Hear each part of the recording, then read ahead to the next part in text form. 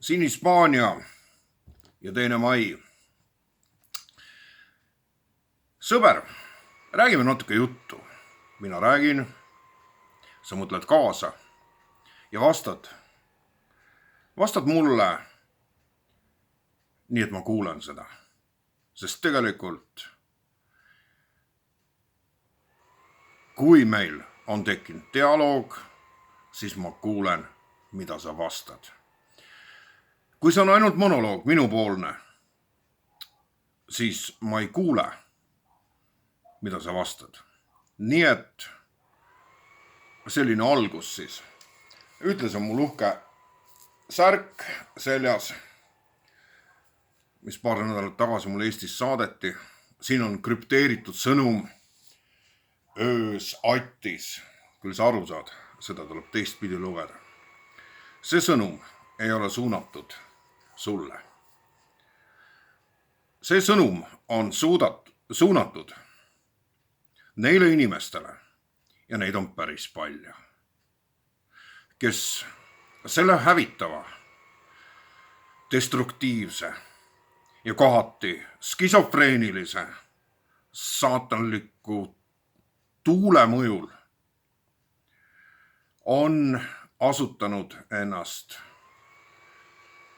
ellu viima neid jutupunkte, mis siit saadik olid ainult jutupunktid ja need hakkavad teostuma. Ehk varsti hakkavad punguma viljad. Ja need viljad saavad olema masendavad. Sellepärast, et see ongi nende eesmärk. Need nii nimetatud aednikud, nad on kuskil väga kõrgel, väga kaugel. Sõidavad praegu selles saatanlikus tuules üle inimkonna. Me oleme kursis kõik niivõrd kuivõrd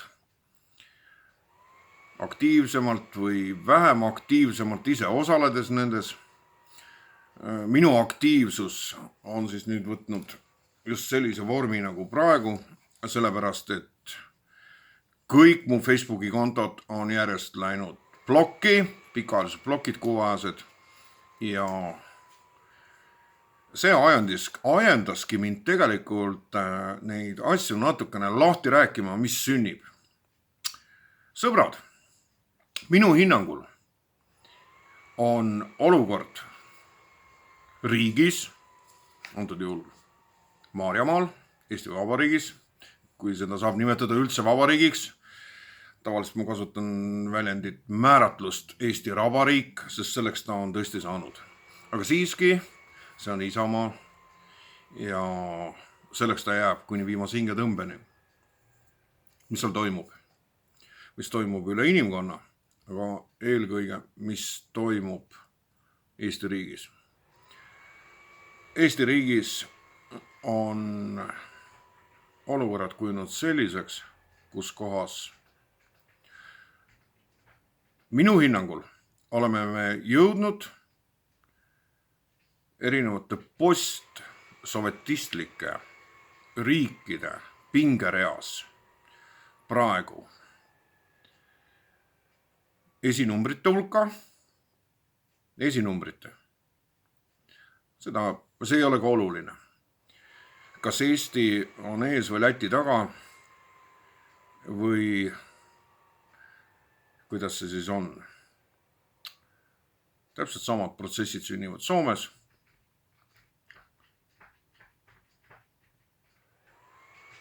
Mu Facebooki konto viimane läks blokeeringule päris kiiresti paari päeva jooksul, kui ma sõnastasin sellise posteri, et palun lahkuda mu Facebooki kontost ohollidele kaasa nutva kisakooril ja eelkõige russofoobidele. See oli piisav põhjus süsteemi poolt määrata mul 30-päevane blokk ehk panna mind vaikima. Mida see sisaldab? Ma jätan vahele kõik need tükid, sellepärast et nii nagu sina Eesti Isamaal, nii meie seejaga siin Hispaanias, me näeme, mis sünnib. Eestis on võib-olla see kontrastsem, sest maa on väga väike, Hispaania on suur, siin nad on hajunud, need ohollid, ja ainult siis läbi erinevate blogerite saab nagu mingisuguse ülevaate need, kes on kompetentsed nendes teemades. Mis see õigupoolest puutub üldse minusse ja mis see puutub sinusse? No ei puutugi. Selle vahega, et mingi ja võib-olla päris üürikes aja pärast, ajateljel väga üürikes aja pärast, me esitame endale küsimuse, kas me saime, kas mina isiklikult tegin endast kõik, et see olukord, millesse me oleme sattunud, see olukord oli minu poolt saanud vähemalt hävitava hinnangu ja ma teadsin, kuhu meid veetakse. See ongi kõige olulisem. Milline on sinu hoiak ja hinnang sündmustele?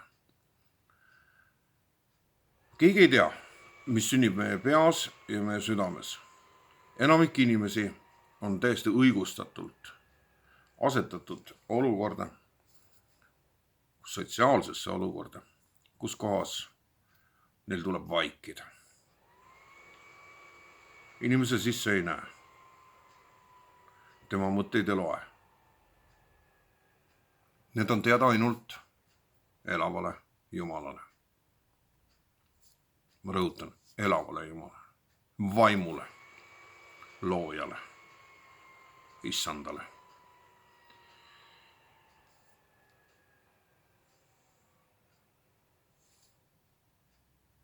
Talle on see teada. Enamik inimesi vaikib ja nende vaikete armee üha suureneb. Sest selleks on piisavalt põhjuseid. Selleks on iga inimese sotsiaalne taust. Minul on seda lihtne rääkida. Ma olen lintprii ja ma olen täiesti vaba ja sõltumatu.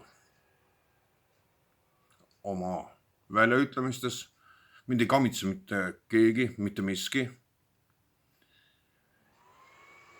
Ja ma edastan, ja nüüd kõlab see küll väga pateetiliselt. Ma edastan tõde. Sest see on mu ainukene soov olnud pikki aastaid. Kui ma tulin usule, must sai kristlane, pärast pöörast trianglit, mis vältas hulka aastaid, kus ma olin elusurma piiri peal kõndisin siin elus. Omast arust ma otsisin tõde. Tegelikult ma ei otsinud. Tegelikult ma igatsesin, et kunagi ma võin jõuda tõetunnetuseni. See oli mu unistus, see oli mu lootus.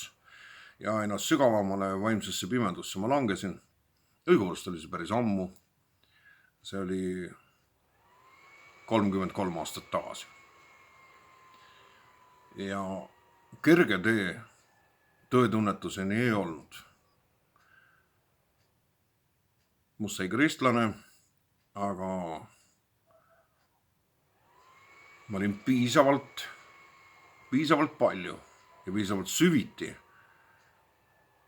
oma eluga endale korjanud musta karmat. Nii et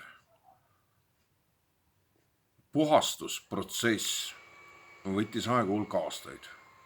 Mul oli tugev tagasiminek, tugevad tagasilöögid, sest kuradil oli minu tarvis erakordne plaan mind alkoholiga ära tappa. Ja kuna ilmselt ma kannan endas mingit sõltuvusgeeni, seda ma olen tähele pannud ka väga paljudes muudes eluilmingutes, siis oli see ka täiesti võimalik, et ma sellesse ahelasse sattusin ja sellest väljatulek oli keeruline. 24 aastat tagasi, nii et siis kõigepealt 33 ja seejärel 24 aastat tagasi ma saavutasin võidu ja 24 aastat tagasi ma võtsin oma viimase alkoholi. No see oli muidugi väga masendav, kuhu ma olin jõudnud, aga sealt ma tõusin ja edasi olen võitja poolel liikunud siin elus.